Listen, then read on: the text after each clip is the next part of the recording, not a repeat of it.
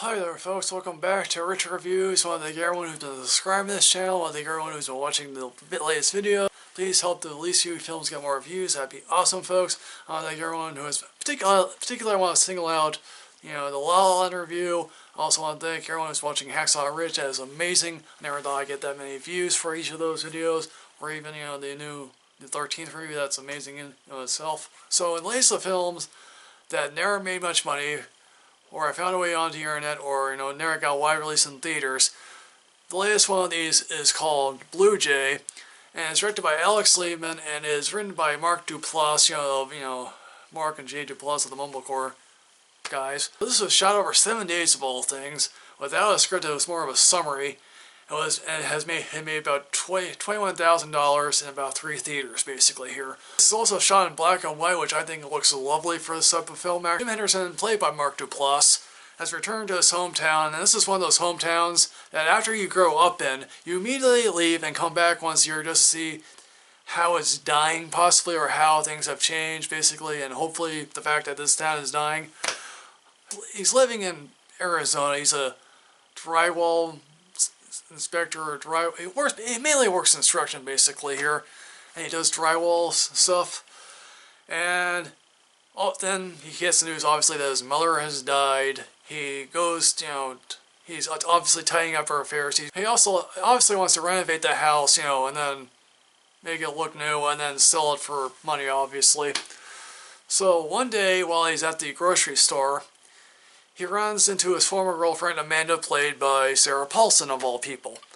And obviously, they were together in high school, and they run into each other in the parking lot, obviously.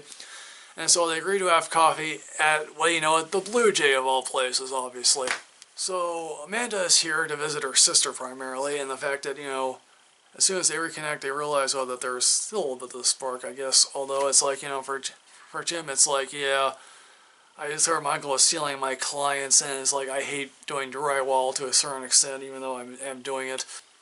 It's also revealed that, Amanda is married, but she's married to a 64-year-old guy, and it's like, hey, she has anxiety over the fact that, she has anxiety over the fact that, his kids are obviously in college, but clearly they're moving out, but then she realizes, hey, I'm going to be caring for, a senior citizen of all things. She obviously texts her sister about meeting Jim, and basically the reaction to that is actually pretty funny. Obviously they reconnect, as I continue saying, and they go to his house, and it's like, he has saved a whole bunch of stuff. It's amazing. His room looks like the average teenage room, even my room from all that places, because it's like, that is never really has changed since high school. Because yes, they were not really the most popular people in high school, basically. They, recorded dinner theater stuff, I guess, on tape, I guess that's what and it's like, yes, clearly things did not happen the way that they envisioned, basically, here.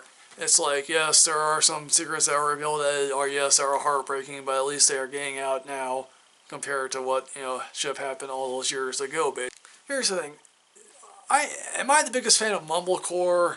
No, not necessarily. It's like, I like the concept of Mumblecore, but not necessarily execution. I think there are definitely some improvements that still need to be made.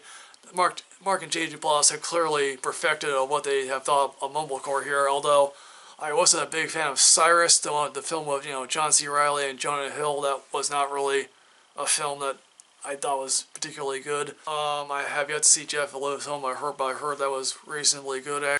But here, these two clearly have chemistry, and again, it's not like one of these, it's not like the Richard Linklater films where they walk and talk. It's clearly, they go from one scene to the next. Now, of course, it's directed by Alex Lehmann, not necessarily Mark or Jay. I think their next thing they wrote is Table 19, which I think looks interesting. Duplass, he is basically the guy, he still has some growing up to do. He's still a lovable teddy bear, basically. Sarah Paulson, again, she's having her moment, basically, with American Crime Story, the O.J. Simpson thing, and American Horror Story here.